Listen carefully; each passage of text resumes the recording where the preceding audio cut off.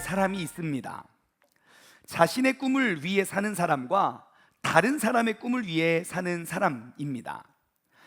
꿈이 있는 사람은 나의 꿈을 이루기 위해서 나의 열정과 에너지와 돈과 그런 모든 것들을 나의 꿈을 위해서 살지만, 꿈이 없는 사람에게는 다른 사람의 꿈을 위해서 내가 살아가게 되는 것이지요.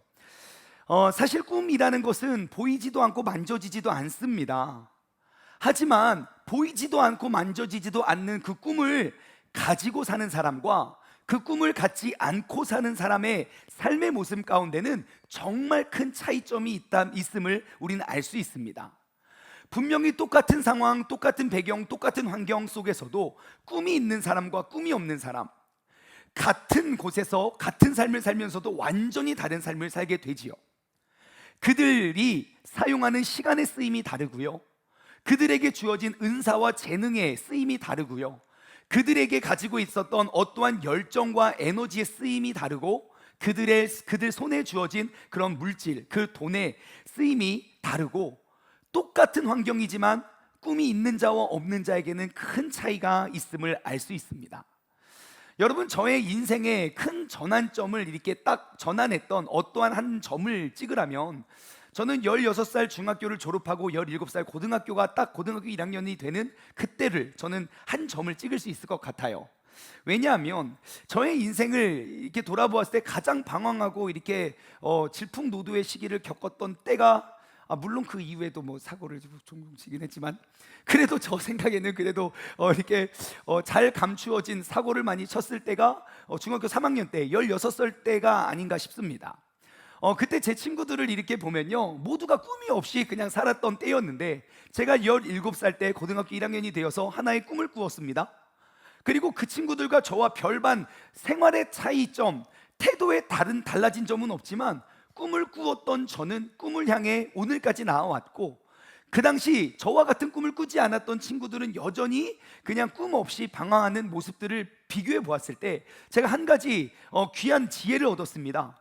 꿈은 내가 꾸지만 내가 꾼 그 꿈이 내 삶을 이끌어준다. 한 번 더요. 꿈은 내가 꾸지만 내가 꾼 그 꿈은 내 삶을 이끌어준다. 시작. 꿈은 내가 꾸지만 내가 꾼 그 꿈이 내 삶을 이끌어준다. 여러분, 꿈은 우리가 명확한 목적지를 바라보는 것과 마찬가지입니다. 내가 나아가고자 할 그 명확한 목적지를 바라본다는 것은 내가 어떠한 시간을 쓰든지, 내가 어떠한 에너지와 나의 열정과 나의 물질을 쓰는 그런 모든 것들이 내가 바라보는 그곳을 위해 집중하게 만들어 주겠지요. 그래서 내가 꿈을 이루든지 혹은 꿈을 이루지 못하더라도 나는 그와 비슷한 그것을 위해 준비된 사람이 되는 것일 것입니다. 하지만 우리에게 명확한 목적지가 없다면 내가 사용하는 모든 에너지들은 한 곳에 집중되어지는 것이 아니라 분산되어져서 우리는 어떠한 것도 준비되지 못하는 삶이 될 수도 있다는 것입니다. 그래서 우리가 매사에 크고 작은 꿈을 가지고 살아가는 것은 우리 인생에 너무너무 중요한 사실인 것 같습니다. 여러분, 꿈을 잃어버린다는 것은 내 삶의 소망을 잃어버린다는 것과 굉장히 비슷한 말입니다. 꿈이 있는 사람은 밀림과 사막과 같은 환경 속에서도 없던 길을 만들어서 개척해 나가는 반면, 꿈이 없는 사람은 아무리 좋은 길이 놓여져 있더라도 길을 잃어버린 사람과 같기 때문입니다. 또한 꿈은 나이와 성별과 전혀 상관이 없습니다. 꿈은 어렸을 때 꾸는 거라고요? 절대 그렇지 않습니다. 여러분, 꿈이 있는 노인은요 1분 1초도 아끼면서 살아갑니다. 하지만 꿈이 없는 젊은이는 24시간을 보내도 어떠한 의미도 없이 그 24시간을 낭비하게 된다는 것이죠. 여러분은 꿈이 있습니까? 원래 이 타이밍에 우레야 같은 아멘이 나와야 되는데, 한번 옆 사람에게 한번 물어보시죠. 당신은 꿈이 있습니까? 시작.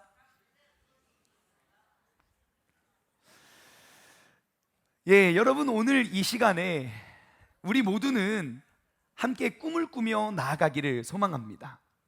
내가 잃어버렸던 내 인생의 올바른 방향과 목적지를 정하고 내게 주어진 모든 재능과 시간과 열정과 에너지를 우리가 사용하기에 조금도 아깝지 않는 그런 멋진 꿈을 발견할 수 있는 은혜의 시간이 되기를 주님의 이름으로 소망합니다.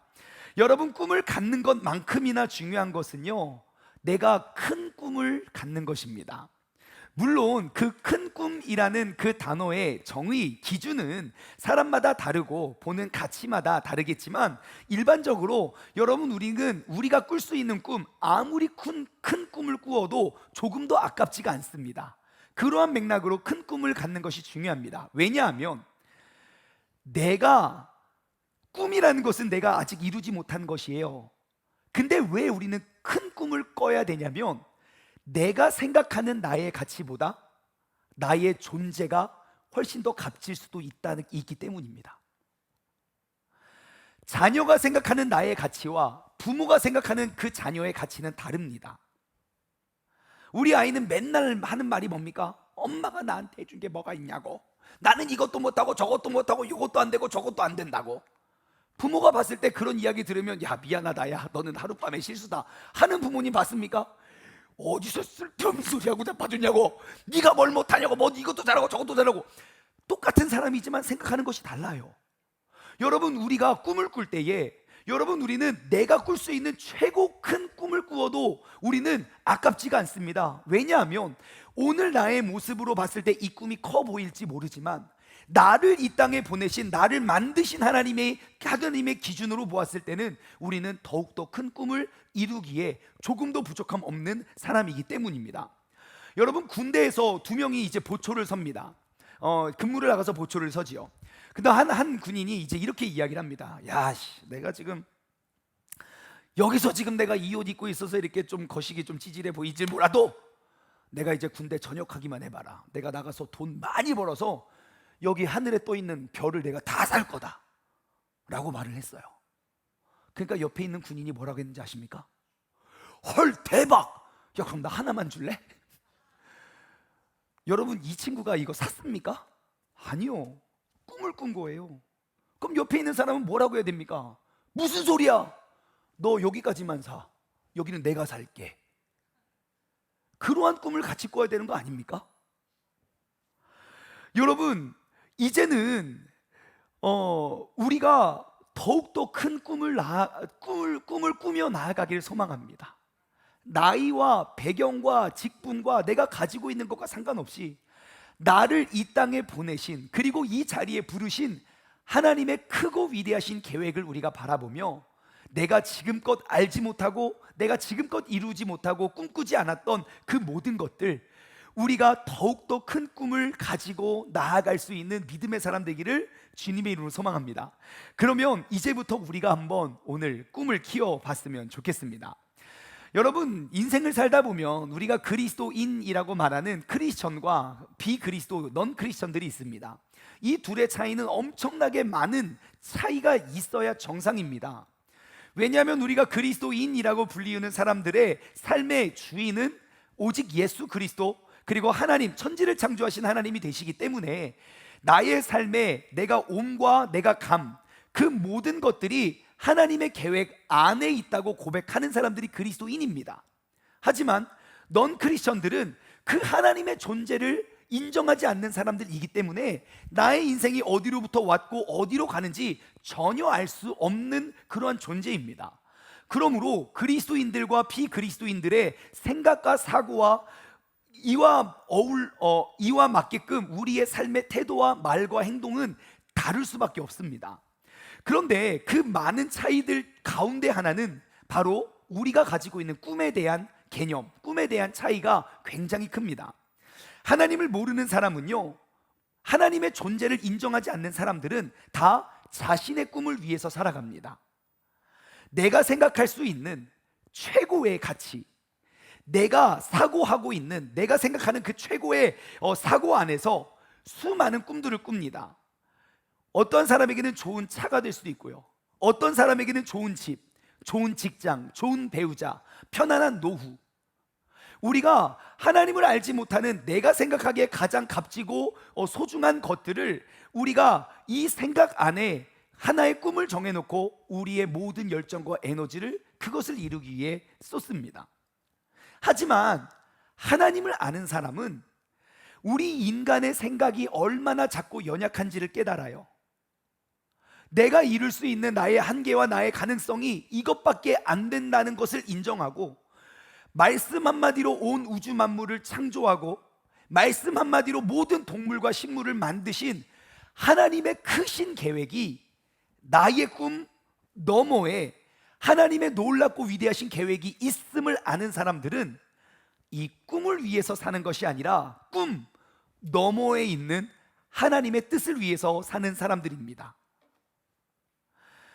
내가 만든 이 세상 안에, 내가 알고 있는 이 사고 안에 하나님의 전능하신 능력을 가두면서 살아가는 것이 아니라 나를 만드신 하나님의 크신 계획 안에 나의 삶을 내어 맡기는 사람이 그리스도인들이 가지는 꿈입니다.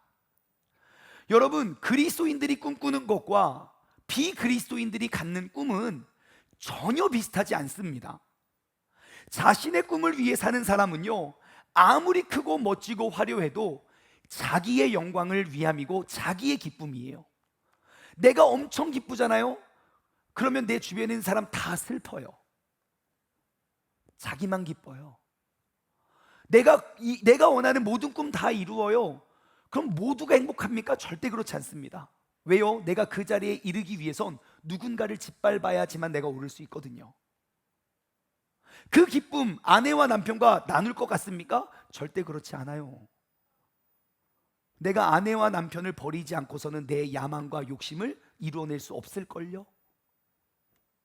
하지만 하나님의 꿈을 위해 사는 사람은요, 아무리 작고 초라해 보여도 남을 살리고 남을 구원하는 삶이 됩니다.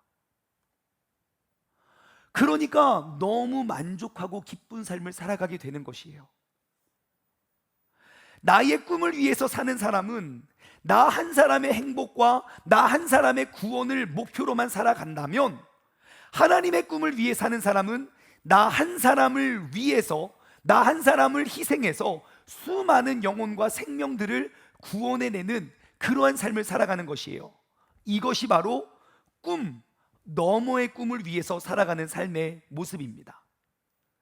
여러분, 성경 말씀을 보시면 하나님께 쓰임받았던, 즉 하나님을 만나기 전의 삶과 하나님을 만난 이후의 삶이 완전히 달라지는, 그들의 삶의 가치와 기준과 그들의 꿈이 완전히 달라지는 모습을 우리는 너무너무 많은 예화와 샘플을 통해서 우리는 발견할 수 있어요.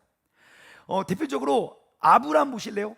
아브라함은 하나님이 그를 택하여 부르시기 전 75세까지 자신의 본토 친척 아비의 집을 위해서, 아버지의 유업을 물려받고 그냥 살기 위해서 살았어요.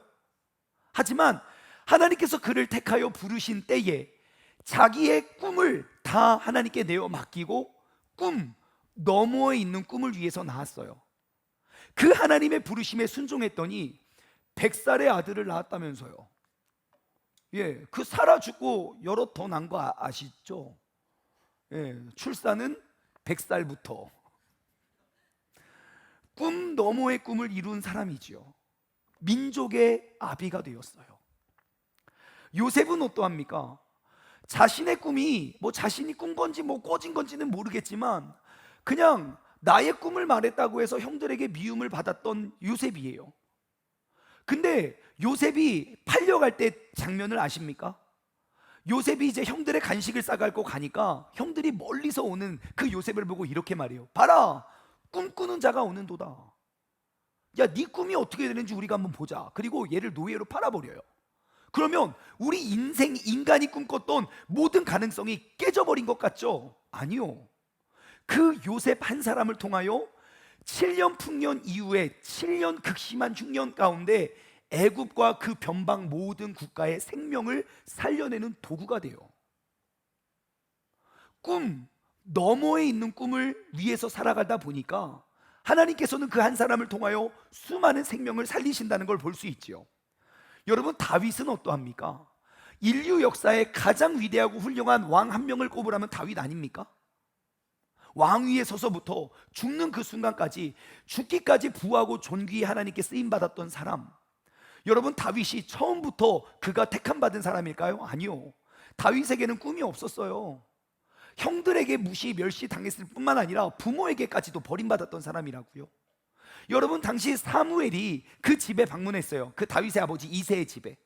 여러분, 사무엘이라는 사람은요, 지금 오늘날로 말하면 사무엘은 누구냐면 교황님과 미국의 대통령의 힘을 합쳐놓은 한 사람이 사무엘이에요. 그냥 내가 기름 붓고 내가 명령하면 그 사람이 왕이 된다니까요.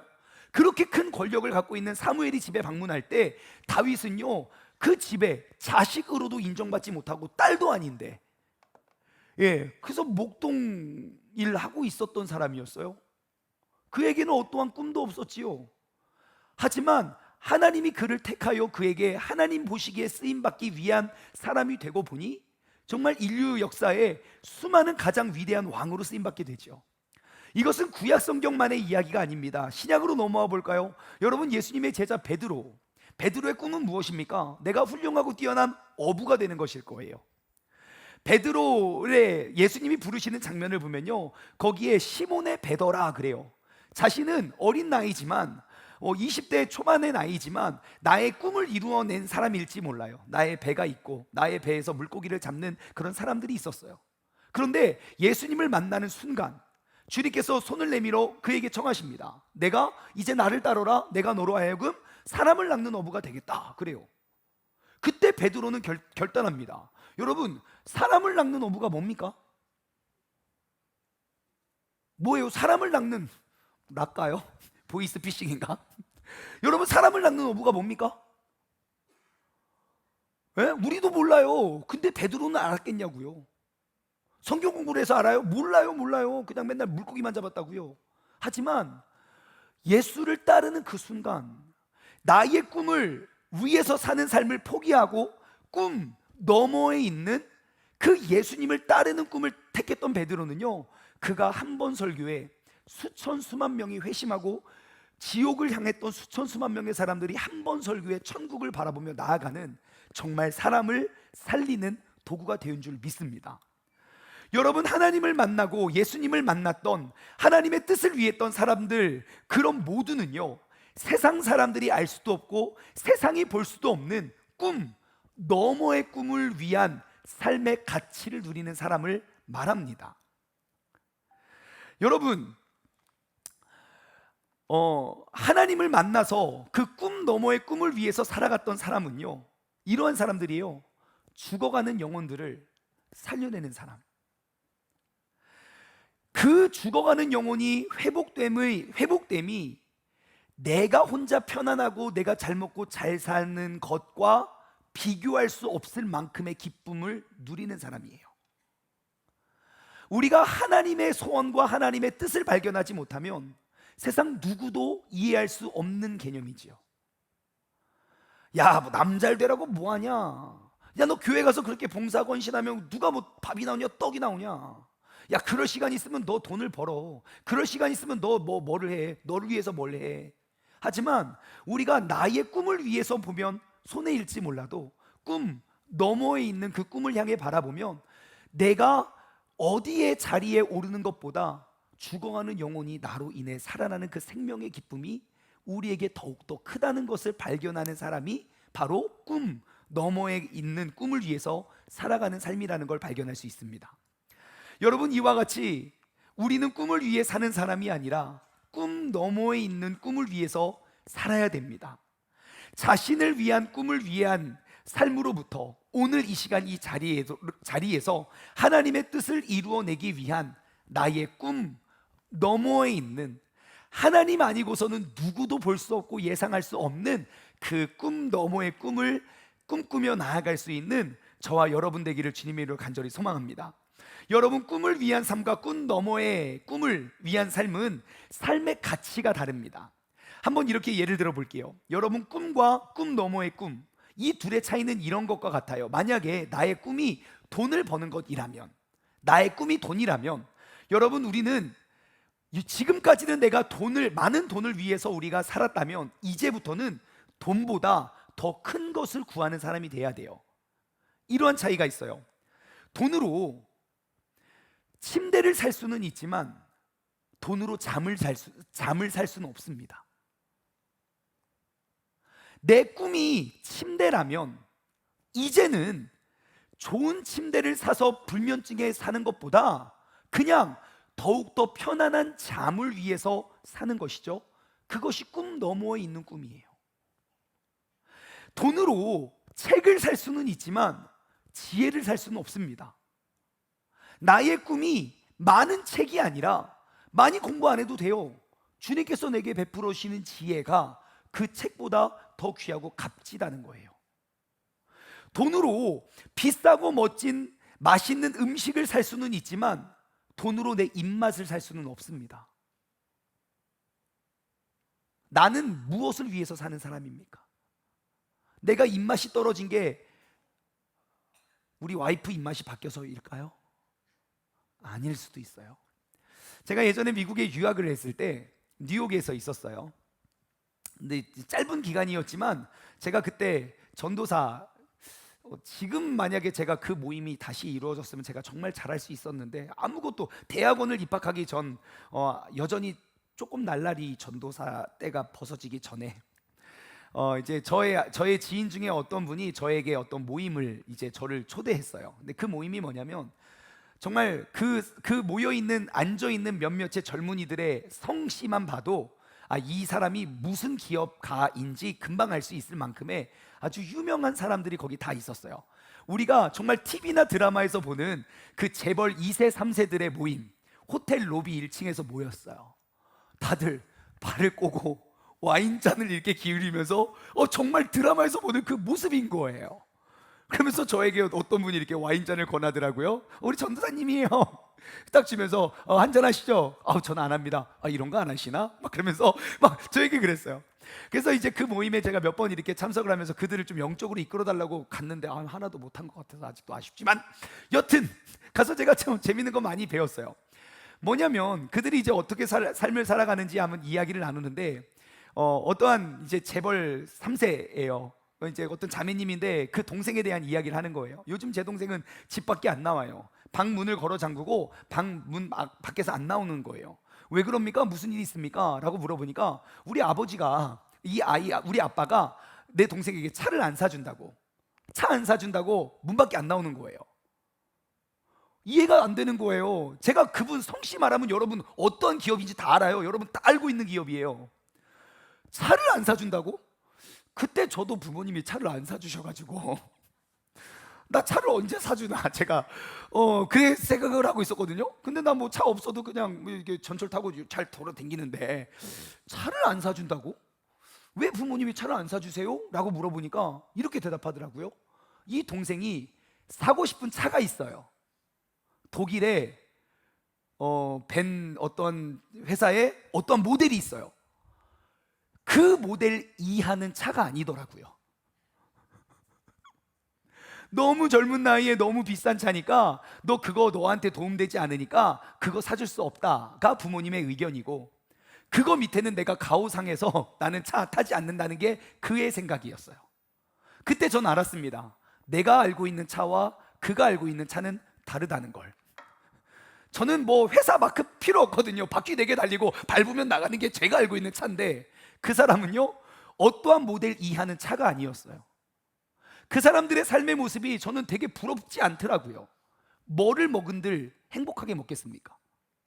뭐를 입은들 기쁨과 감사함으로 입겠습니까? 더 크리스찬 티셔츠 너무 좋잖아요. 우리 부드러워. 전 분명 엑셀 라지를 입었는데 한 번 빨고 나니까 라지가 되었어요. 이번 주 금요일이 기대가 돼요. 미디움이 되어 있을 수도 있어요. 여튼 우리는 줄어들거나 늘어나거나 우리는 감사하고 기쁨으로 입는 거 아닙니까? 예? 색깔이 어떻든 모양이 어떻든. 근데 그들은 그렇지 않아요. 정말 많은 돈으로 불행을 사고 있는 것이죠. 여러분, 돈이 없어서 김치 하나 놓고 밥을 맛있게 먹을 수 있다면 그것이 꿈보다 더 귀한 꿈 너머의 꿈을 이루고 누리는 삶이 아니겠습니까? 그러므로 우리는 돈이 아니라 돈보다 더 큰 것을 구하는 것이, 그것에 감사를 아는 것이 믿음의 사람의 삶의 모습이라는 것이에요. 여러분, 예수님을 삶의 주인으로 모시고 살아가는 모든 그리스도인들은 이제는 주님을 알지도 못하는 세상 사람들이 꿈이라고 말하는 그 꿈을 위해서 사는 것이 아니라 꿈 너머에 있는, 세상 사람들은 알지 못하고 배우지 못하고 느끼지 못하고 깨닫지 못하는 더 소중하고 가치 있는 꿈 너머의 꿈의 가치를 발견하고 사는 사람임을 기억하시기 바랍니다. 근데 문제는 무엇입니까?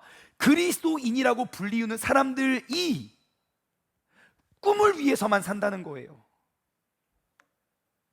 다시 말해, 온 우주 천지 만물을 창조하시고 지금도 운행하고 계시는 그 하나님의 크신 능력을 하나님을 알지도 못하는 세상 사람들이 꿈이라 말하는 그것, 나도 그랑 비슷하게 하나 만들어 놓고 그 크신 하나님의 능력을 여기 안에 자꾸 가두려고만 해요. 분명히 하나님은 더 멋지고 더 위대한 계획을 가지고 계시는데 일단 우리는 거기에 관심 없어요. 일단 내가 좋은 대학 가야 되고요, 일단 내가 취직을 잘해야 되고요, 일단 내가 좋은 집에 살아야 되고요, 일단 나의 문제가 없어져야 그 다음에 내가 뭐 주님의 계획을 알거나 말거나 하고 있지 않나 싶어요. 생각해 보세요. 오늘날 수많은 그리스도인들이 꿈을 위해 삽니까? 꿈 너머에 있는 주님의 뜻을 위해 삽니까? 여러분 돌아보십시오. 나의 기도의 제목을 한번 적어보세요. 나는 꿈을 위해서 기도합니까? 꿈 너머에 있는 하나님의 뜻을 위하여 기도합니까? 여러분, 이제는 우리의 삶이 바뀌어지기를 원합니다. 한번 그 질문을 던져보십시오. 나는 꿈을 위해 사는 사람인가? 꿈 너머에 있는 꿈을 위해 사는 사람인가? 오늘 이 시간, 이 자리가 내 삶의 최고의 꿈, 그 꿈 너머에 있는 더욱더 크고 위대한 하나님의 꿈을 바라보며 나아갈 수 있는 시간이 되기를 소망합니다. 자신의 꿈이 아닌 하나님의 꿈, 그 나의 꿈 너머에 있는 하나님의 꿈을 위해 살아왔던 인생을 성경 안에서 찾아보니까 오늘 본문 말씀에 등장하는 에스더가 정말 너무너무 정확한 샘플이 되더라고요. 오늘 에스더가 바로 꿈 너머의 꿈을 위해 자신의 모든 꿈을 태워버렸던 멋진 인물임을 우리는 알 수 있어요. 본문 말씀에 에스더에게 제가 이제 말씀을 묵상하면서 에스더에게 꿈을 물어봤어요. 에스더, 당신의 꿈은 무엇입니까? 여러분, 에스더라는 이름은요, 히브리어, 구약성경 히브리어로 쓰여졌잖아요. 히브리어 이름이 아닙니다. 에스더는요, 팔레스타인, 페르시아의 이름이에요. 페르시아어로 에스더라는 단어는 별이라는 뜻이에요. 에스더, 별. 그래서 그 에스더라는 이름이 라틴어로 번역이 되면서, 라틴어로 에스더는 이런 이름이에요. 여러분 많이 알고 있을 거예요. 스텔라. 옛날에 자동차도 있었죠. 스텔라. 에스더예요. 에스더, 스텔라. 그리고 그 스텔라의 여성형 명사가 에스텔라예요. 그래서 에스더, 에스텔라, 스텔라 다 같은 이름이죠. 에스더 아시다시피 굉장히 예쁜 여인인데 직업이 뭐예요? 왕비라고요. 얼굴도 예쁜데 왕비가 되었어요. 그래서 우리 자녀들 중에 에스더라는 이름을 굉장히 많이 가지고 있습니다. 한국에서도 물론 있지만 외국 나가면 진짜 많아요. 진짜 아무데나, 아무 백화점에 가서 에스더 그러면 한 3명 쳐다봐요. 몇 명 있거든요. 데이빗, 다윗 몇 명 있거든요. 에스더 하면은 정말 에스더 같이 생긴 사람들이 막 쳐다봐요. 자, 그런데 에스더는 사실 에스더의 과거는 그렇게 화려하거나 멋지지 않았습니다. 에스더는요, 어려서부터 부모를 잃어버린 고아였어요. 그리고 에스더의 형제가 있다는 구절은 없어요. 그러니까 여자아이인데 어려서 부모를 잃었어요. 근데 에스더의 출신은 어떠합니까? 지금 페르시아 제국이 전 세계를 장악하고 있을 때 유대 땅, 유대 민족의 포로들이었어요. 그러니까 부모를 잃어버린 그 고아, 여자아이가 어떠한 꿈을 꿀 줄 알고 어떠한 꿈을 위해서 살았겠습니까? 그래서 에스더는요, 돌볼 사람이 없어서 그의 사촌 모르드게의 손에 의해서 자라나요. 에스더에게는 딱 한 가지 재능이 있었어요. 다른 은사는 뭐가 있었는지 모르겠지만 명확히 알 수 있는 한 가지 은사가 있었어요. 뭔지 아십니까? 예쁜 외모예요. 얼마나 예뻤는지, 원래 왕후 페르시아 제국의 아수에로 왕의 왕후 와스티가 있는데, 이 여자가 자기가 좀 이렇게 높아졌다고 교만해져가지고 왕의 말을 이렇게 안 들었거든요. 그래서 우리가 왕후를 새로 뽑자, 기준은 딱 하나, 출신도 배경도 학력도 지식도 다 필요 없다. 예쁘면 된다. 그래가지고 에스더가 뽑힌 거 아니겠습니까?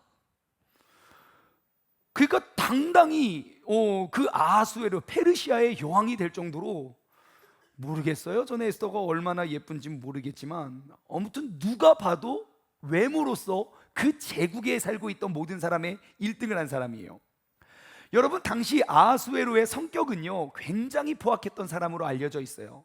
역사적인 인물로 크세르크세스라는 인물인데요, 굉장히 포악하고 굉장히 잔인했던, 그리고 굉장히 키가 컸던 사람이었어요. 그래서 그 사람이 얼마나 예민하냐면요, 그 사람이 이렇게 앉아 있잖아요. 그러면 내 눈앞에, 나의 명령 없이 내 눈앞에 누가 지나가면 그냥 죽였어요.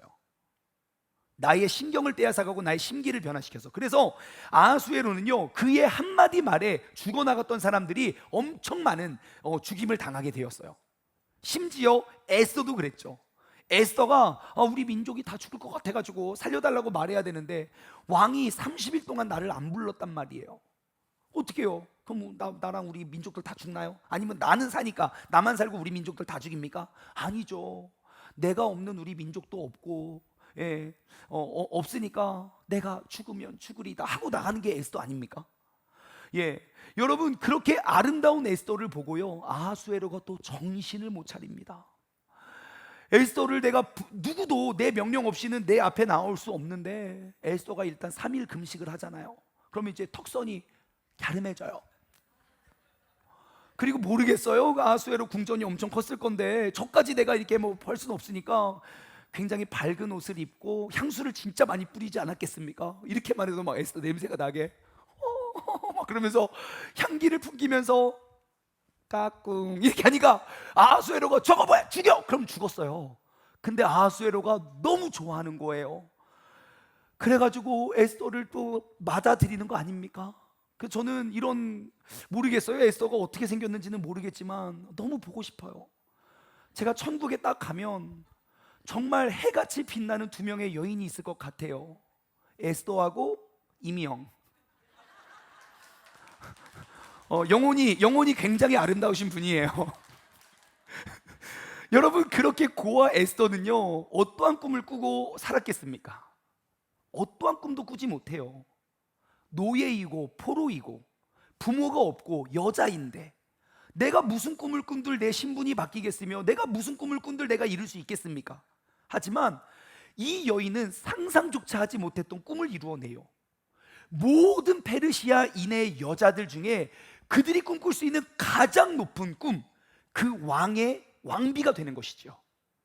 여러분, 페르시아의 포로로 잡혀왔던 이방인이 그 자리에 서면 그게 말도 안 되는 일인데, 에스더라는 사람은 내가 꾸지도 못하고 상상도 못했던 그 일들을 이루어내요. 그리고 그곳에서 에스더는 그 꿈을 이루는 것을 즐기는 것이 아니라 꿈 너머에 있는 하나님의 뜻을 이루기 위해서 그 꿈을 쉽게 포기해버리는 멋진 여인입니다. 여러분, 당시에 왕비가 얻을 수 있고 누릴 수 있는 권력이 어느 정도였냐면요, 제가 자료를 조금 조사해 보니까 이런 거예요. 물론 시대마다 나라마다 조금씩은 차이가 있지만 일반적으로 이와 같은 혜택들을 왕비가 누려요. 첫 번째, 정치적 권력이에요. 왕의 조언자로서 정치에 참여할 수 있는 권한을 가지고 있어요. 여러분 아시죠? 왕보다 더 높은 게 왕비예요. 그죠? 하나님보다 더 높은 게 누님이잖아요. 하느님보다 높은 게 누님. 그래서 여자들 말이 세요. 그리고 특정 정책에 영향을 미칠 수 있는 권한이 있어요. 어떠한 정책이 이렇게 결정됐어요. 아니야. 바꿀 수 있는 권한이 그 여자에게 있다고요. 왕의 명령 없이도 궁궐 내부 일부를 자율적으로 다스릴 수 있는 권한이 있고요. 왕의 친척들과의 정치적인 연주를 형성할 수 있는 게 그 여자들의 일이에요. 그래서 남유다의 그 이세벨의 딸 누굽니까? 아직도 모르시면 안 되는데, 제가 며칠 전 새벽 예배 때 아달랴 있잖아요. 아달랴가 자신의 아들이 죽은 거 보고 이놈의 씨앗 다 말려버린다고, 그런 힘을 가지고 있던 게 그 여왕의 힘이에요. 왕비의 힘이죠. 그리고 경제적 이득, 막대한 재산과 보석 뿐만 아니라 개인 영토와 농장이 있고요. 수많은 하인과 노비들이 있고요. 왕으로부터 받은 돈과 선물들이 있고요. 국고에서 나오는 모든 생활비 다 지원됩니다. 말만 하고 상상하고 있으면, 예를 들어 이런 거죠. 하와이 코나에 있는 광어가 먹고 싶은데, 그럼 광어 거기서 잡아와요. 그게 왕비의 힘이에요. 사회적 지위입니다. 제국에서 가장 높은 사회적 지위, 가장 높은 상류층 사회예요.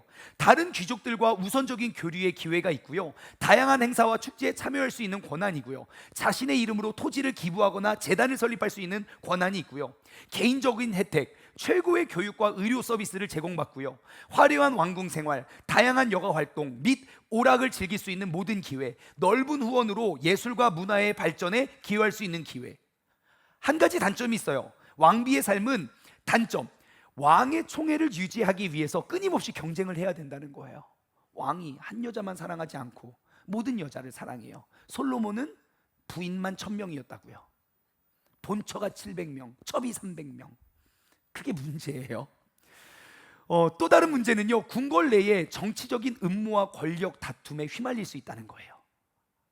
기득권 싸움을. 세 번째, 자녀를 낳고 양육하는 데 따른 육아 스트레스가 엄청났대요. 꼭 아들을 낳아야 되고 아들을 잘 길러야 되고. 네 번째, 남편의 죽음 이후에 불안정한 삶. 그 있잖아요, 이세벨도 그렇게 아합이라는 힘도 많고 권력이 셌던 그 아합이 죽자 자신도 너무 처절한 죽음을 당하게 되죠. 여튼 에스더는요, 그렇게 포로의 부모가 없는 고아의 한 여인이 젊은 나이에 이러한 모든 혜택을 누리게 되었어요. 여러분, 이러한 혜택이 하루아침에 나에게 주어졌을 때 여러분 어떻게 하시겠습니까? 여러분 아시잖아요. 로또에 당첨된 사람의 96%인가가 다 피난하고 피신해서 인생이 다 망쳤다죠. 그들이 원하던 그 꿈, 그 돈을 일순간 몇십억의 돈을 얻었는데 정상적으로 건강히 살아가는 사람이 거의 없다죠. 에스더는 어떠했을까요? 여러분, 우리가 말씀을 통해서 우리가 우리에게 주어진 그 꿈, 그리고 그 꿈 너머에 있는 꿈을 누리고 이룰 수 있는 지혜를 얻기를 소망합니다. 여러분, 에스더의 꿈은요, 내가 왕비가 되고자 하는 꿈이 없었어요. 내가 왕비가 되었으니 그 모든 혜택을 누리고 즐기면서 내가 호의호식하면서 사는 것이 그에게 하나도 중요하지 않았어요. 에스더는요, 꿈을 위해서 살았던 것이 아니라 꿈 너머에 있는 하나님의 꿈을, 하나님의 뜻을 위해서 살았던 사람입니다. 그것은 바로 민족을 살리고 민족을 구원하는 꿈이에요. 민족을 구원하기 위해선 내가 얻고 누려야 할 그런 모든 혜택도 조금도 고민하지 않고 내버렸던, 심지어 나의 목숨까지도 내어놓았던 여인이었어요. 그러면 에스더는 어떻게 그 꿈 너머의 꿈을 이루는 삶을 살아갔을까? 첫 번째, 세상이 바뀌어도 바뀌지 않는 기준을 붙잡았기 때문입니다.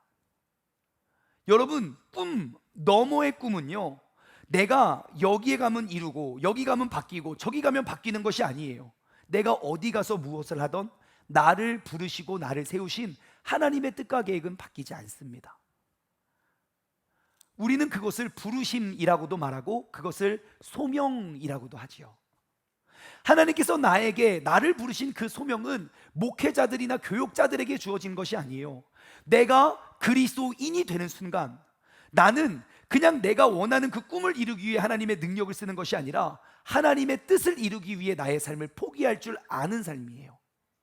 내가 어디로부터 왔고 내가 왜 이 지역에 살고 있고 내가 왜 이 시간에 여기 모여 있는지, 우리는 그 하나님이 없이는 우리는 어떠한 것도 발견할 수 없기 때문이죠. 여러분, 모르드게와 에스더는 삶의 가치를 세상에 두지 않았습니다. 에스더에게 왕비의 자리는 꿈이 아니라 도구였어요. 에스더가 왕비에 딱 오르자마자 민족이 다 죽을 위기에 처합니다. 그러니까 모르드게가 에스더에게 이렇게 말해요. 에스더 4장 14절. 이때에 내가 만일 잠잠하여 말이 없으면 유다인은 다른 데로 말미암아 노임과 구원을 얻으려니와 너와 내 아버지의 집은 멸망할 거다. 내가 왕후의 자리를 얻은 것이 이때를 위함이 아닌지 누가 알겠느냐? 내가 드디어 꿈을 이뤘는데 그걸 내려놓으라고요? 그것이 아니에요. 에스더는요, 내가 이 꿈을 이룬 것이 나를 위함이 아니라 하나님의 뜻을 위한 도구였어요. 그래서 그것을 목적으로 사는 것이 아니라 그것을 도구로 삼아 내가 차라리 죽으면 죽으리이다 하고 나아가요. 여러분, 왕후가 목적인 삶은 그 혜택을 누리기 위해서 열심히 살아가지만 민족을 구원하기 위하여 꿈꿨던 에스더에게는 그 왕후의 자리도 의미가 없었다는 것이에요. 여러분, 이와 같이 우리는 하나님의 뜻을 찾고 발견하는 삶을 살아야 할 줄 믿습니다. 이 자리에 모여있는 우리는요, 내가 세상 모든 사람들이 바라고 원하고 꿈꾸는 그 꿈을 위해서 사는 것이 아니라 하나님께서 나를 그리스도인으로 부르신 꿈 너머의 꿈을 우리가 발견하고 이루며 살아가는 사람임이 틀림없습니다. 저는 알아요. 여러분들이 이 시간 이 자리에 모여있는 것, 여러분은 도피성 교회를 세우기 위한 도구로 하나님은 부르셨다는 것 전 알아요. 여러분, 우리 교회는요 정말 많은 상처와 아픔이 많습니다. 좋게 말해서 간증이 세다는 거지, 그냥 세상적으로 말하면 그냥 상처와 아픔이 많은 사람들이에요. 하지만 하나님께서 내 삶에 이와 같은 아픔과 어려움을 왜 주셨을까? 우리가 꿈을 위해 사는 사람은 해석이 안 돼요. 왜요? 내 꿈을 이루기 위해서 치명적인 허점이 되거든요. 치명적인 오점이 돼요. 내 꿈을 이루기 위해서 이 아픔과 상처는. 하지만 꿈 너머의 꿈을 꾸는 사람들은요 해석이 돼요. 왜 나에게 이러한 억울한 일이 주어졌을까? 이것은 나의 꿈을 이루기 위한 도구가 아니라 나와 같은 아픔과 상처에 있는 사람들을, 죽어있는, 지금 사경을 헤매고 있는 영혼들을 살리기 위한 도구라는 사실을. 여러분, 하나님께서는 그 목적을 이루기 위해서 우리를 이 교회에 세워주셨다는 사실을 여러분 꼭 기억하시기 바래요. 꿈을 위해 사는 사람들은 나의 상처를 이겨내지 못하고 어떻게 하면 나의 옛 과거를 지우기에 우리는 급급하며 살아가지만, 꿈 너머의 꿈을 위한 사람은 나의 모든 상처와 아픔도 주님 손에 붙들리는 순간 나와 같이 아파하고 있는 영혼을 구원하는 그러한 약 재료가 된다는 사실을 우리는 알고 있습니다. 그러므로 여러분, 상황과 환경이 바뀐다고 해서 바뀌지 않는 그 하나님의 꿈을 가지시기를 소망합니다. 두 번째, 꿈 너머의 꿈을 이루는 사람은요 생명을 살리는데 모든 힘, 모든 능력을 사용하는 사람입니다. 2절 말씀 볼까요? 왕이 하만에게 거둔 반지를 떼어 모르드게에게 준지라. 에스더가 모르드게에게 하만의 집을 관리하게 하니라. 자, 하만은 누굽니까? 왕 두 번째로 높은 사람이에요. 그래서 하만이 왕에게, 하만은 페르시아 사람이고요, 하만이 왕에게 은 1만 달란트의 뇌물을 주고 왕의 그 인장 반지, 결제할 수 있는 그 결제 서류 반지를 빼앗아요. 그리고 하만이 그것을 빼앗자마자 가장 먼저 한 일은 뭔지 아십니까? 내 꿈을 이루기 위해 방해되는 그 세력들을 잡아 죽이는 정책을 세워요. 그것을 쓰고요, 거기에 도장을 찍고 빨리 속달로 보내요. 그게 하만의 삶이에요. 여러분, 똑같은 책임, 똑같은 직위가 주어졌어요. 근데 하만은 자신의 꿈을 이루기 위해 방해되는 모든 사람들을 잡아 죽이는 일을 가장 우선했지만, 이 모르드게는 똑같은 힘, 똑같은 권력이 그의 손에 주어졌거든요. 근데 모르드게가 어떠한 일을 합니까? 오늘 본문 말씀 8절과 9절이에요. 너희는 왕의 명의로 유다인에게 조서를 뜻대로 쓰고, 그러니까 너희 원하는 대로 조서를 써서 왕의 반지로 인을 칠지어다. 왕의 이름으로 쓰고 왕의 반지로 인친 조서는 누구도 그것을 철회할 수가 없다. 그러니까 네 마음대로 해 라고 말하면서 하는 말, 그때 시완월 곧 3월 24일에 왕이 서기관이 소집되고 모르드게가 시키는 대로 조서를 짜서 인도하여 구스까지 127지방 모든 유대의 관원에게 전하여서 하는 말이 무엇입니까? 모든 유대인들을 살려내는 정책을 해요. 여러분, 똑같은 힘이 누구의 손에 달려있느냐에 따라서 이렇게 다른 역사를 써내갈 수 있는 것이에요. 정작 자신의 꿈을 위해서 살았던 사람은요, 나의 꿈을 이루기 위해서 많은 사람들을 희생시키지만 그 꿈 너머에 있는 하나님의 꿈은 남을 살리기 위해서 나를 낫게 만드는 것이 하나님의 꿈이라는 사실이에요. 근데 사람은요 너무 연약해요. 정작 나에게 어떠한 힘이 딱 주어지면요 사람은 바뀌어요. 화장실에 들어갈 때랑 나올 때가 다르다고요. 자신이 정작 힘을 가졌을 때 하나님의 뜻을 위해 여러분 그 힘이 도구가 될 수 있는 인생이 되기를 소망합니다. 어쩌면 내가 지금까지 인식하지 못했지만 어쩌면 나의 삶에도 수많은 생명들이 달려 있을지 몰라요. 내가 복음을 전하지 않으면 절대로 하나님을 믿지 못하는 사람들이 분명 있을 거예요. 내가 기도하지 않으면 누구도 그 영혼을 위해 기도할 사람이 없기 때문에 하나님께서 나에게 그 가정, 나에게 그 직장, 나에게 그러한 사람들을 붙여주셨을지 몰라요. 그들의 생명을 구원해내기 위하여 나를 희생할 수 있는, 나의 힘과 능력을 사용할 수 있는 그러한 지혜자가 되기를 소망합니다. 나의 꿈을 위한 삶은 나의 꿈을 이루기 위해 많은 사람들의 희생을 요구하지만 꿈 너머의 꿈을 위한 삶은 많은 사람을 살리기 위하여 나를 희생하는 사람임을 꼭 기억하시기 바랍니다. 세 번째, 우리가 꿈 너머의 꿈을 이루기 위해선 나의 전부를 포기할 수 있는 결단력과 용기가 필요합니다. 오늘 본문 말씀 3절을 볼게요. 에스더가 다시 왕 앞에서 말씀하여 왕의 발 아래 엎드려 아각 사람 하만이 유다인을 해하려 한다는 이 악한 꾀를 제거하기를 울면서 구해요.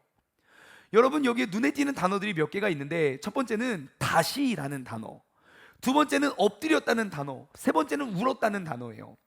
여러분, 지금 아하수에로 왕이 원래 기분이 되게 좋았어요. 아하수에로 왕이 기분이 되게 좋았거든요. 그래서 이제 그 에스더에게 이런 거 말해요. 내가 기분이 너무 좋아가지고 에스더야 말만 해라, 내가 나라의 절반이라도 줄게, 그래요. 그러니까 에스더가 뭐라고요? 나라의 절반을 주신다고요? 빨리 주세요, 빨리 주세요 하지 않았어요. 나라의 절반이라도 너에게 떼어줄게. 에스더가 어떻게 하는 줄 아십니까?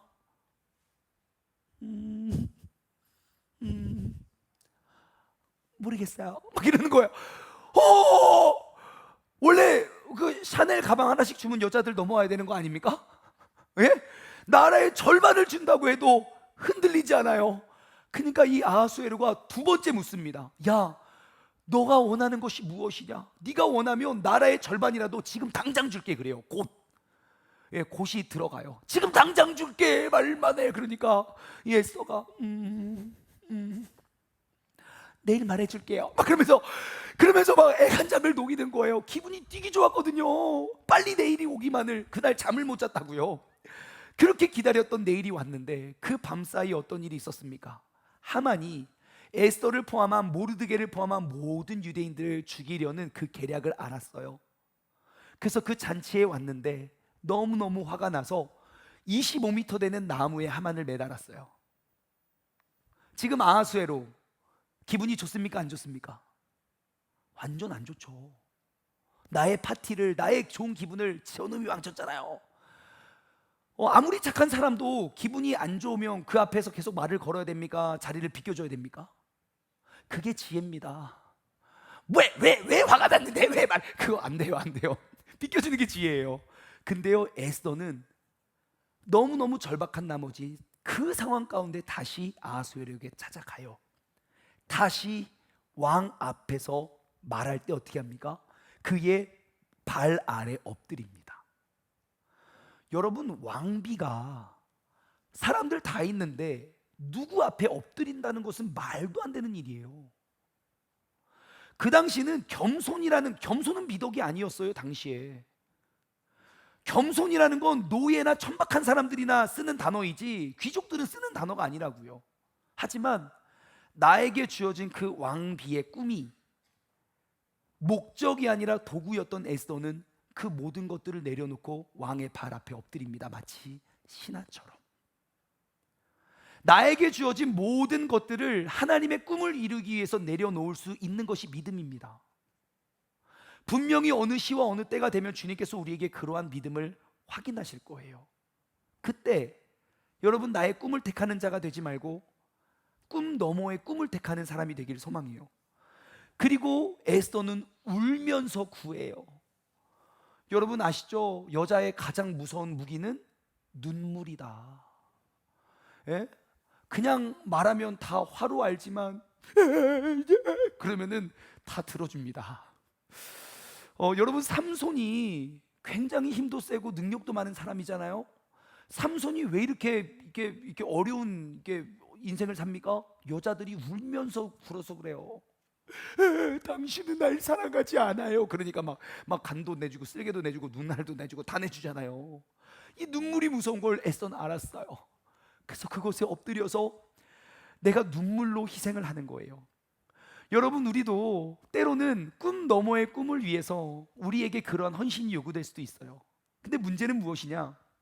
우리는 하나님의 영광을 가리는 일들은 수없이 하면서 나 때문에, 아니 하나님 때문에 내 영광 가리는 일은 조금도 하려고 하지 않아요. 나는 하나님 영광 가리기 위해서 죄도 짓고 수많은 나쁜 짓 아무렇지도 않게 하면서 내가 믿음을 지키기 위해서 어떠한 손해가 나에게 요구가 된다면 우리는 정신 바짝 차리잖아요. 나의 영광을 실추하기 위한 하나님의 뜻, 우리는 조금도 따를 의향이 없어요. 여러분, 꿈 너머의 꿈을 이루기 위해선 때로는 나의 모든 희생을 아낌없이 내어줄 줄 아는 믿음이 있어야 됩니다.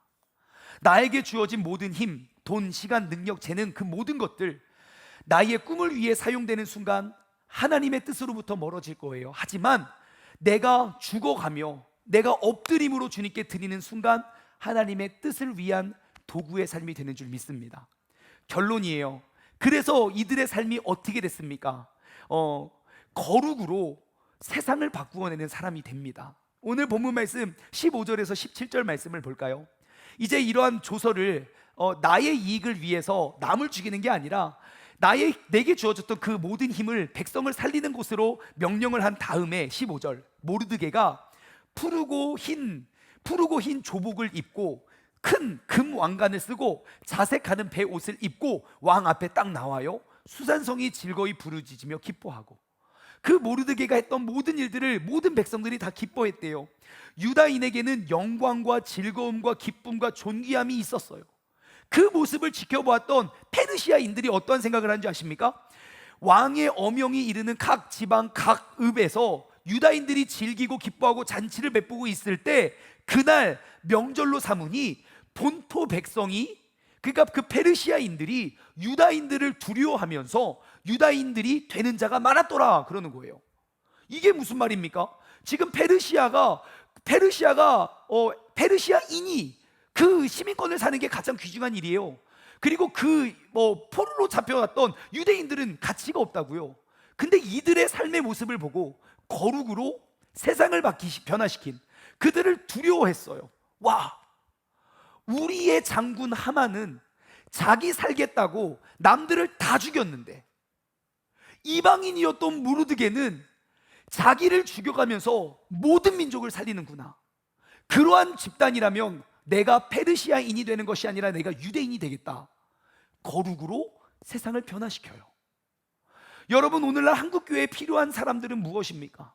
각자의 꿈을 이루기 위해서 온갖 사리사욕을 다 채우기 위해서 하나님의 영광과 그 이름과 그 뜻을 이용해 먹는 사람이 아닙니다. 나의 꿈 너머에 있는 꿈을 이루기 위해서 나의 모든 것들을 내어놓고 하나님의 소망을 이루어내는 사람이겠지요. 여러분, 오늘 우리가 이 자리에서 우리가 꿈 너머의 꿈을 이루어내기를 소망합니다. 분명 나의 가족 가운데 나를 보내주신 하나님의 소명, 분명 나의 직장과 그리고 세종시와 그리고 이 교회에 나를 부르신 그 꿈 너머의 꿈, 그 하나님의 부르심을 우리가 받아들이고 나아갈 수 있는 우리 모두가 되기를 주님의 이름으로 간절히 소망합니다. 적용 질문을 드립니다. 첫 번째, 여러분, 이번 한 주 동안에는 나의 꿈의 무엇인지 한번 돌아보았으면 좋겠어요.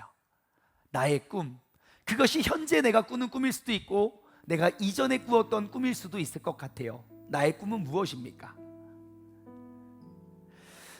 내가 좋은 집에 살고, 내가 좋은 집을 얻고, 내가 좋은 차를 타며, 너무 좋은 직장, 편안한 노후, 하나님을 모르는 사람이 봐도 부러운 그러한 삶이 혹시 나의 꿈이 아니었습니까? 내가 기도했던 기도의 제목들 한번 보세요. 그것들이 다 이루어지면 나만 기뻐할 일일까? 아니면 하나님께서 진짜 기뻐하실 일일까? 내가 지금껏 쫓아왔던 나의 꿈을 한번 돌아보는 시간이 되었으면 좋겠어요. 두 번째는요, 나의 꿈 너머의 꿈은 무엇입니까? 여러분 혹시 알고 계십니까? 하나님이 나를 왜 세종 땅에 보내셨고, 하나님이 나에게 왜 이런 어려움을 주셨고, 하나님이 나에게 왜 세종 중문교회에 보내셨는지, 나를 부르신 그 소명, 여러분 그것은 목사님이나 신학생들에게만 주어진 게 아니에요. 우리를 이 땅 가운데 보내신 하나님의 완벽하신 계획 속에 우리가 서 있는 거예요. 상황이 바뀌고 환경이 바뀌어도 바뀌지 않는 그 하나님의 꿈, 내가 아직 호흡을 하고 있다면 아직 그 소명이 남아있기 때문이에요. 소명이 다하면 우리는 호흡하며 이 땅을 살아갈 이유가 전혀 없거든요. 아직까지 나를 부르신 그 소명을 알지 못한다면 이번 한 주 동안 하나님, 나의 꿈이 아니라 그 꿈 너머에 있는 그 하나님의 소명은 무엇인지 우리가 한번 기도하며 나아갔으면 좋겠어요. 세 번째, 여러분 그렇다면 이제는 내가 꿈 너머의 꿈을 이루기 위해서 내가 무엇을 결단하십니까? 여러분 꿈은 가만히 빈둥거리면 절대로 이룰 수가 없습니다. 내가 하나의 꿈을 이루기 위해서 누구보다도 열심히, 누구보다도 치열하게, 3당 4락 맞죠? 3시간 자고 공부하면 합격하지만 4시간 자면 떨어진다고요. 하나님이 나를 부르신 그 소명을 감당하고 이루기 위해서 우리는 나의 인생을 철저하고 날카롭게 갈아야 돼요. 훈련을 받아야 돼요. 그 훈련 속에 하나님의 뜻이 나를 통하여 이루어지게 될 줄 믿습니다. 그러므로 내가 그 하나님의 부르심을 이루기 위해 내가 어떠한 삶을 살기로 결단하는지 우리가 한번 생각하고 묵상하며 나누어 갈 수 있는 우리 복된 한 주가 되기를 소망합니다. 말씀을 맺으며 우리가 이 찬양 고백하기를 원해요. 하나님의 부르심에는 결코 후회하심이 없습니다. 내가 이 자리에 선 것도 주님의 부르심입니다. 함께 찬양하며 나아가겠습니다.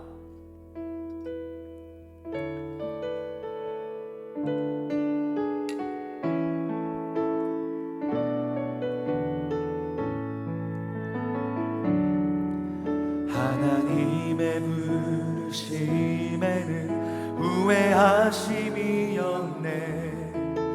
내가 이 자리에 선 것도 주의 부르심이라. 하나님의 부르심에는 결코 실수가 없네. 나를 부르신 하나님의 신실하심을 믿네. 다시 한번 고백할까요? 하나님의 부르심에는 후회하심이 없네. 내가 이 자리에 선 것도 주의 부르심이라. 하나님의 부르심에는 결코 실수가 없네.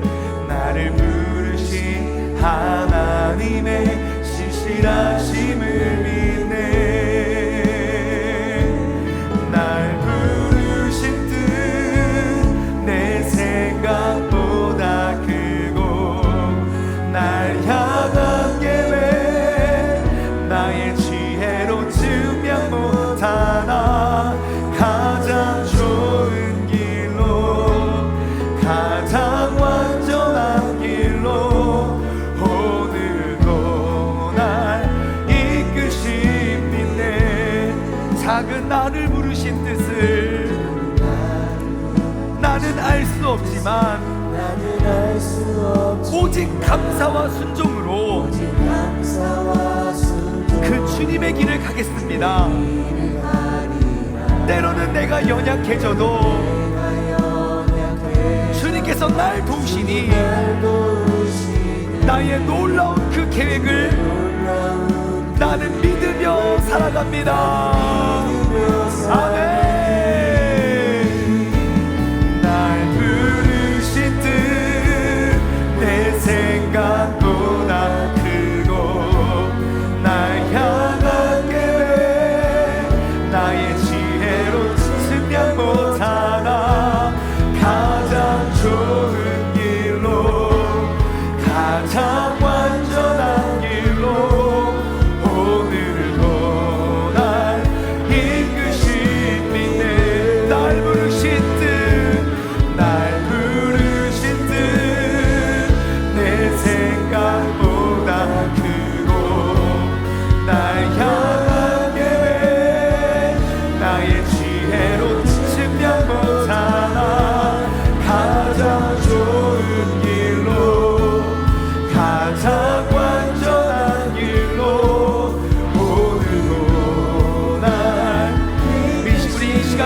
번쩍 들고 주님의 이름을 한번 부르짖고 합심하여 기도하겠습니다. 주여, 하나님 아버지 감사합니다. 주님께서 이 시간 우리의 예배를 받으시고 우리를 예배 자리로 부르신 하나님의 뜻은 나의 이 작은 생각과 나의 이 작은 사고와 나의 이 작은 가능성을 위한 하나의 꿈을 이루기 위하여 우리가 이 자리에 선 것이 아니라 아버지 하나님의 그 크신 꿈과 꿈 너머에 계신 주님의 뜻을 이루기 위한 내가 도구로 쓰임받기 위하여 내가 그 주님께 올려드리는 나의 모든 삶의 그 모든 것들이 주님의 크신 계획을 이루어내기 위한 도구로 되기 위하여 우리가 이 자리에 서고 우리가 이 자리에 모였음을 고백합니다. 아버지 하나님, 날 이 자리에 부르신 아버지 하나님의 뜻과 그 계획에는 조금도 실수가 없고 조금도 실패가 없는 가장 완전한 길로 가장 좋은 길로 우리를 이끄시고 인도하시는 그 주님의 은혜를 우리가 발견하고 우리가 누리며 나아가게 하여 주시옵소서. 아버지 하나님, 우리가 이 자리에 섰건 아버지 내가 아니면 절대로 주님을 알지 못하고 나의 희생과 나의 헌신이 아니면 누구도 이뤄낼 수 없는 그 하나님 아버지의 소명이 있음을 우리가 알고 고백합니다. 아버지 하나님, 이제는 나의 꿈을 이루기 위하여 하나님의 무한하신 능력을 가두는 것이 아니라 주님의 뜻을 이루기 위해 아버지 나의 모든 것들을 내어 맡길 수 있는 엎드리고 헌신함으로 나아갈 수 있는 우리 모두가 되게 하여 주옵소서. 하나님, 세종중문교회가 한국교회의 역사를 새롭게 쓰길 원합니다.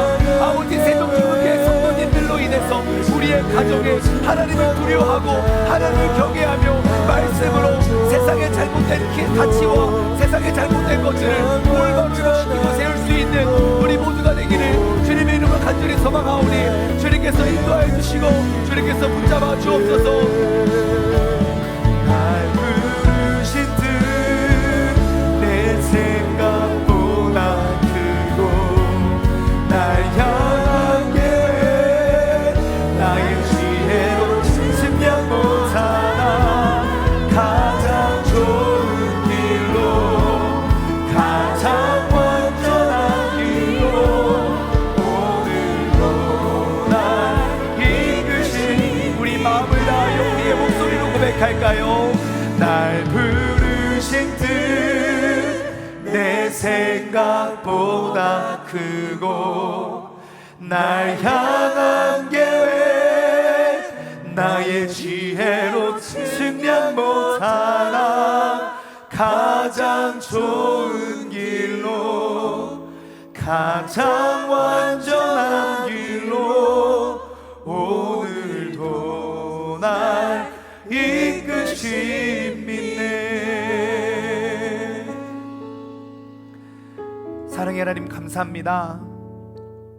우리가 이 시간 이 자리에 나와서 예배를 드리는 것은 내가 생각하기에 가장 좋은 길, 내가 생각하기에 가장 좋은 선택을 위함이 아니라 나를 이 땅 가운데 보내신 조금도 실수와 실패가 없으신 그 하나님의 위대하시고 놀라운 계획을 이루어내기 위한 한 점임을 고백합니다. 내가 지금까지 하나님을 믿는다고 말하는 그리스도인으로서 내가 지금까지 꿈꿔왔던 것이 하나님을 모르는 사람들의 내 꿈과 얼마나 다른지 혹은 얼마나 같은지, 내가 무엇을 위해 살아왔고 내가 어디를 향해 나아가야 할지, 하나님, 이제는 나의 꿈을 위해서 하나님의 크신 능력을 사용하는 사람이 아니라 하나님의 크신 뜻을 이루기 위하여 나의 꿈을 내어놓을 수 있는, 꿈을 위한 삶이 아니라 꿈 너머의 꿈을 위한 삶을 살아갈 수 있는 우리 모두가 되게 하여 주옵소서.